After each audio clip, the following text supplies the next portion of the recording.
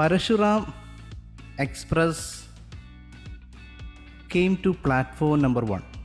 Parashuram Express came to platform number. Parashuram Express platform number 1 വന്നു എന്ന് ഇങ്ങനെ പറഞ്ഞു കഴിഞ്ഞാൽ അതിൻ്റെ അർത്ഥം ട്രെയിൻ അവിടെ ഉണ്ടെന്നാണോ ഇല്ലെന്നാണോ? കെയിം എന്ന് പറഞ്ഞാൽ കെയിം വന്നിരുന്നു ഇല്ല, കാരണം അത് പാസ്റ്റാണ്. രാവിലെ വന്നുപോയി, 10 മണിക്ക് വന്നുപോയി, 11:30 വന്നിരുന്നു. പരശുറാം അത് പ്ലാറ്റ്ഫോം നമ്പർ 1 വന്നായിരുന്നല്ലോ.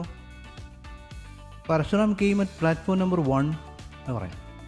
പക്ഷെ പരശുറാം അവിടെ വന്ന് നിൽക്കുന്നു എന്ന് പറയണം. അതെ, നിലവിലില്ല, കെയിം നിലവിലില്ല, അവിടെ വന്നിട്ടുണ്ട്.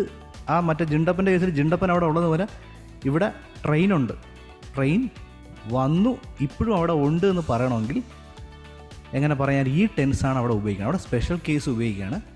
പരശുറാം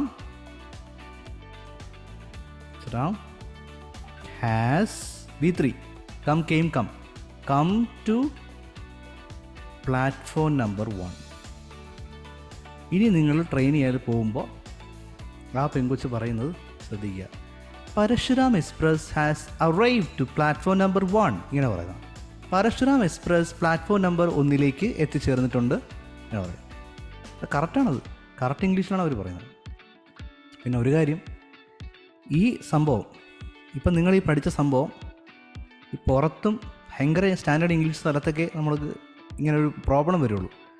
ഇന്ത്യയിൽ കെയിമെന്നോ കമ്മെന്നോ പരശു എന്ന് പറഞ്ഞാൽ തന്നെ അവർക്ക് കാര്യം മനസ്സിലാവും. പിടിക്കുക അവിടെ നിങ്ങൾ തന്നെ അവിടെ അതിന് V3 ഉണ്ടോ, സ്പെഷ്യൽ കേസ് ഉണ്ടോ, അങ്ങനെയുള്ള പ്രശ്നമൊന്നുമില്ല. പരശു എന്ന് പറഞ്ഞു കഴിഞ്ഞാൽ പരശു വന്നതാന്ന് പറയും. Okay, so it is only applicable in standard English.